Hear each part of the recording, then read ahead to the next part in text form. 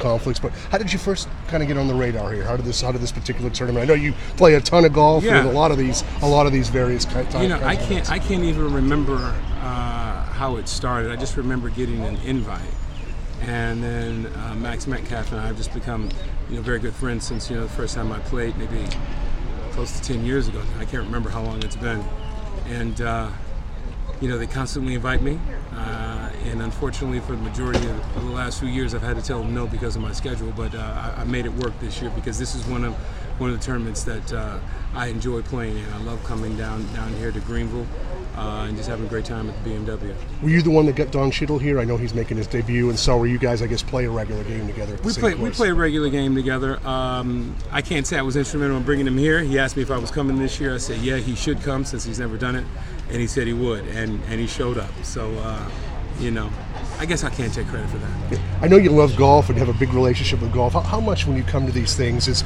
being able to give fans a chance to see you that aren't around like the major, acting hubs? It's kind of in the hinterlands. They get a chance to see you and interact with you. And how much of it is it like you're a serious golfer? I'm sure you want to go out there with your partner and post a pretty darn good score and see if you can get in the thick of the Sunday hunt. Unfortunately, in all these tournaments I play, I never get to play on Sunday. And it's always the plan to play on Sunday. So. The fans are supportive not only of the tournament, but of all the celebrities that come in here. So to be able to rub elbows with them and be able to just interact with them, and they wouldn't normally get to interact with the people who come here and play. It's a good thing for the community. It's a good thing for us, and it's a good thing for them. How many of these a year do you usually get to play in? Because of my schedule, maybe 3 or 4. And I would love for it to be more. I'm invited to a ton of them, but it's all about scheduling and trying to figure out how I'm going to do this. But I love the game so much that I try to make them work whenever I can. Well, you've had a busy week this week. I caught you on Kelly and Ryan. I believe Tuesday. Were you in New York earlier this week? Yeah, I was. It was Monday. I was Monday. In New York. I was in New York Sunday through last night. Had to get on the flight that was delayed. I didn't land in Greenville until almost 2 a.m. and had an 8 a.m. tee time. That's how much I love the game. How proud are you of what Blackish has done, has become? I mean, it seems like that this is not, if you read about your show, it's known as one of the great comedies out there. It's hugely popular in the ratings. It also seems like there's a little bit more to it. It's become kind of a cultural force and almost a political force. Is that even the right word? I don't know if that's the right phrasing for it. I mean, I'm very proud and happy for what our show's doing, and even more excited about how the fans receive the show. It's very personal, not only to myself but to my partner who created the show, Kenya Barris.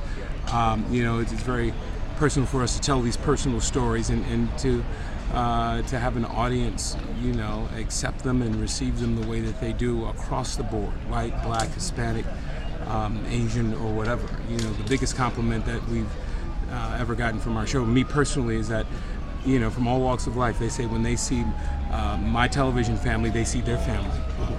So that's a big feather in our cap. I know Obama said that, actually. I read that quote somewhere where he said it's like watching his family. It's got to be a pretty nice thrill to have. It is for that guy for the First Lady and President Obama and their family to enjoy our show. And because of our show, I've established a friendship with President Obama. So we played golf together, so I can't call this golf buddies, but we've teed it up, and he took my money while he was out of office because I questioned. I was like, "Are you allowed to gamble and take money?" He was like, "Yeah, I'm no longer president. I'm a civilian, so yes, I can." So to have someone like that and people like that watch our show and embrace it is a beautiful thing. Have you played with Trump as well, knowing that he's heavily involved in the golf thing? I have. I've had the opportunity to play with Trump before he was in office years ago, and that's all I will say about that. You got to be happy too that the Law and Order reruns are still running. I still see them out there. I am. It's gratifying. When you do work and the work continues to be shown and people continue to enjoy it.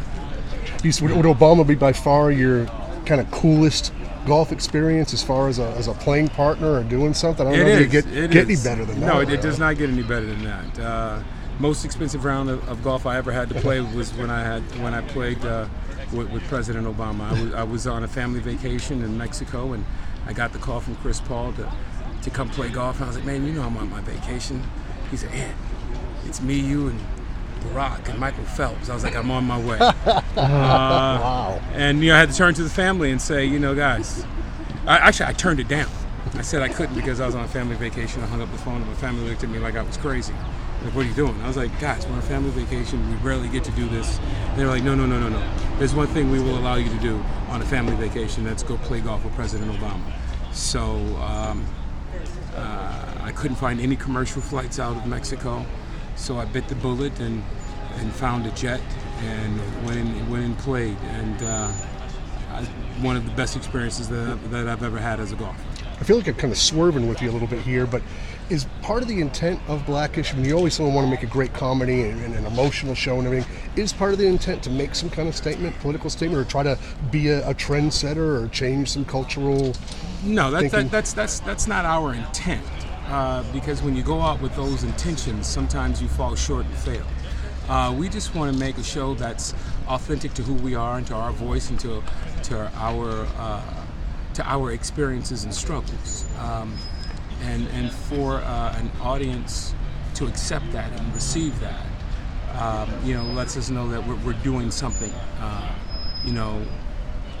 something different, But it wasn't our intent to go out and do that.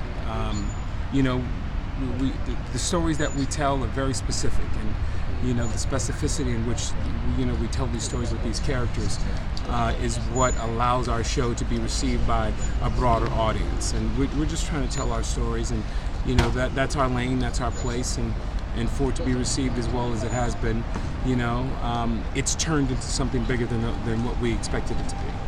You mentioned Chris Paul. We talked with Aaron Rodgers earlier. Do you've got any tips on the NBA NFL Golf Challenge coming up this summer right there? Do you have a favorite who you think is going to win? You know what? I have friends in almost every league out there, and the majority of them are great golfers. So I'll just be excited to see it. How intense is there? Kind of a camaraderie with this quote unquote celebrity golfers, where it's the athletes, the non-golfing athletes, or the actors, that you guys kind of have a little bit of friendly competition and that type of thing about, hey, I just played in the Pebble Beach Pro-Am, and me and so won the thing. Is there any kind of any of that on the side? There's always competition. I mean, we all think we're better than what we are. Right. We all talk trash to one another, and we get out and. What better way than to fellowship than in nature and on a beautiful course, and great cigars, great tequila, and sometimes great golf swings.